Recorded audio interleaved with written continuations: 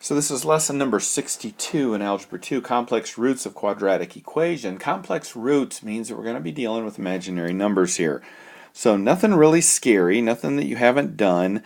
We're just going to put a couple lessons together in order to solve this. So let's look at the first example. Negative x plus 3x squared plus 5 equals 0. First thing we're going to do is put it in standard form in the right order. So we're going to put the 3x squared first, then the x, then the 5, and make it equal to 0. Okay, and now we're going to just do completing the square. So remember, when we have a number here, we divide each side by that number, or each term. So I have x squared minus 1/3 x plus 5/3 equals 0. Next step is we move the third term over to the other side. Then we take this number and take it in half. Half of 1/3 is 1/6. Double the denominator and square it. And it's always a plus. Okay? And then we add that same thing over here. And we erase our work.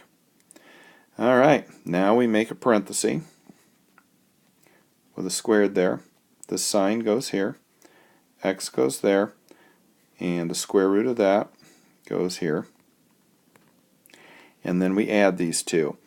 Let's see, we need to make that 3 a 36, so we multiply by 12, so that's 60 over 36.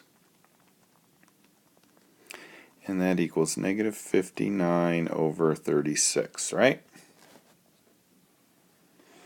Okay, so this equals negative 59 over 36. Alright, so let's move stuff up so I can continue working, because that's all I really care about is what I have right there.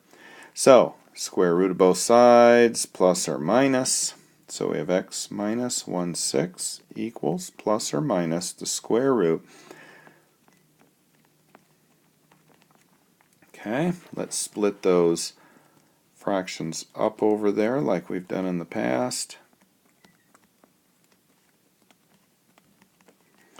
And that gives me x minus 1/6 equals plus or minus the square root of negative 59 over 6.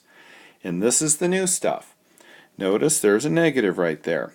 So all we do is take out the negative, which is an I, right?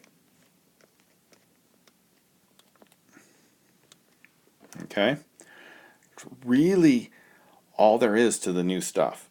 And then we bring the 1/6 to the other side.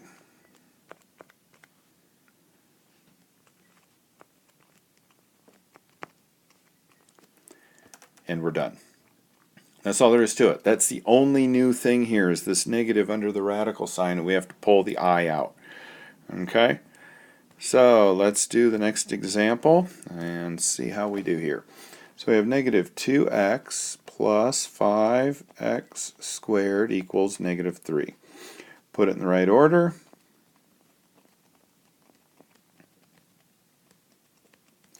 And we get that. Alright, at this point we divide everything by 5.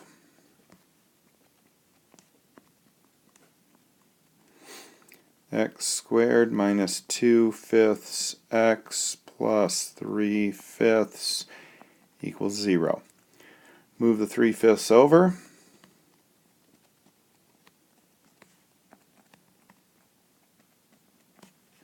Okay, we take this, take half of it and square it. Half of 2/5 is 2/10. Square it is 4 over 100.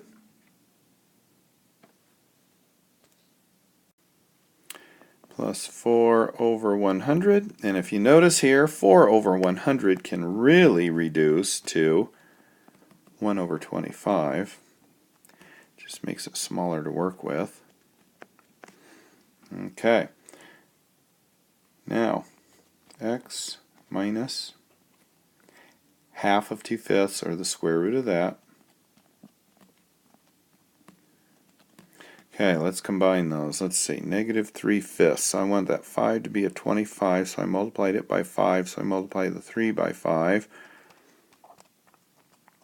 And that gives me negative 14 over 25. I hope I'm not going too fast for you. I'm kind of going a little speedy, but I'm not doing anything new, so I'm thinking I can do that. Alright, square root, plus or minus. So we have x minus 1/5 equals plus or minus the square root of negative 14. Notice I put the negative on the top instead of the bottom because hopefully I can take the square root of the bottom and I'll just leave the negative on top.